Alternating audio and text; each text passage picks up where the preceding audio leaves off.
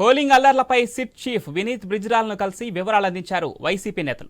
పురంధేశ్వరి చంద్రబాబు కోసమే అధికారులను మార్చారని వైసీపీ నేతలు అన్నారు.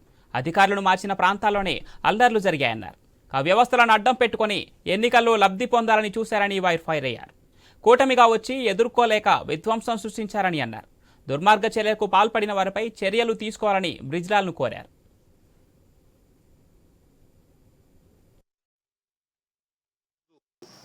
వైఎస్ఆర్ కాంగ్రెస్ పార్టీ తరఫున ఒక బృందంగా మాజీ మంత్రులు, శాసనసభ్యులు, శాసన మండలి సభ్యులు వెళ్లి ప్రత్యేకంగా కలిసి వారికి రిటర్న్ రిప్రజెంటేషన్ ఇవ్వడం, దానితో పాటుగా ఓరల్గా కూడా కొన్ని విషయాలను వారి దృష్టికి తీసుకువెళ్ళడం కూడా జరిగింది. వారు దాని మీద విచారణ జరుగుతూ ఉన్నది. ప్రాథమికమైనటువంటి నివేదిక ఇచ్చినట్టుగా తెలిసింది. ప్రాథమిక నివేదిక ఇచ్చారు అంటే ఇంకా ఫైనల్ నివేదిక కూడా త్వరలో ఇస్తారని మేము భావిస్తూ ఉన్నాం.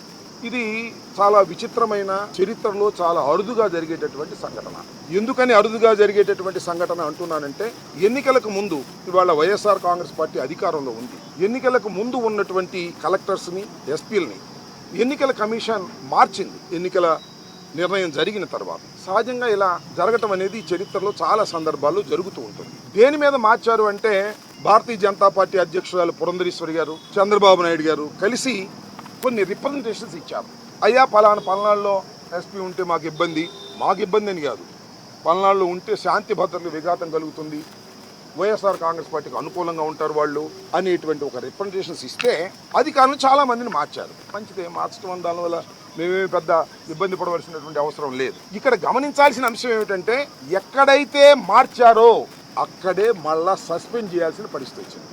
వ్యవస్థలని మేనేజ్ చేసి వ్యవస్థలను అడ్డం పెట్టుకుని ఆ వ్యవస్థల్లో ఉన్న కొంతమంది వ్యక్తులని ప్రేరేపించి కూటమి ఏ విధంగా కుట్రలో పనిందో మనం చూస్తూ ఉన్నాం. ప్రజాస్వామ్యంలో ఎన్నికలు జరిగినాయి, చాలాసార్లు ఎన్నికలు చూసాం. కానీ ఈనాటి ఎన్నికల ప్రక్రియలో జరిగిన దారుణాలను మనం కళ్ళకు కట్టినట్టు చూసాం. రాష్ట్రంలో 3 పార్టీలు కూడా కలిసి కూటమిగా ఏర్పడి ప్రజల మనసులను చూరుకున్న జగన్మోహన్ రెడ్డి గారిని ఓడించడం కోసం ఏ విధంగా విధ్వంసాలు సృష్టించారు, ఏ విధంగా కిరాతకంగా కొన్ని మూకల్ని ప్రేరేపించారు, వాళ్ళని ప్రేరేపించడంలో వ్యవస్థలను ఏ విధంగా వాడుకున్నారు. కేంద్ర ఎన్నికల కమిషన్ వాళ్ళు చేపట్టవలసిన చర్యలు చేపట్టకుండా, ఒకవేళ చేపట్టినా సరే వాళ్ళు చేసిన మార్పులకి ఎస్పీలను మార్చినా, కలెక్టర్లను మార్చినా అదే జిల్లాల్లో ఏ విధంగా మళ్ళీ విధ్వంసాలు జరిగి మనం చూసాం. దీని మీద సిట్ అధికారులకి విన్నవించాం, చర్యలు తీసుకోమని చెప్పాం, తప్పనిసరిగా చర్యలు తీసుకుంటామని చెప్పారు. ఇంత దుర్మార్గాలని ప్రేరేపించిన తెలుగుదేశం పార్టీ, దానికి ఆద్యుడైన చంద్రబాబు నాయుడు, ప్రజాస్వామ్యంలో గెలవలేని పరిస్థితుల్లో ప్రజాస్వామ్యబద్ధంగా జగన్మోహన్ రెడ్డి గారిని ఎదుర్కోలేని చంద్రబాబు నాయుడు హింసను ప్రేరేపించాడు, విధ్వంసాన్ని సృష్టించాడు. ఈ పరిస్థితుల్లో ఇది ప్రజాస్వామ్యంలో ఈనాటి ఎన్నికలు ఒక మచ్చలాగా ఈరోజు ప్రజా తీర్పు రాబోతా ఉంది.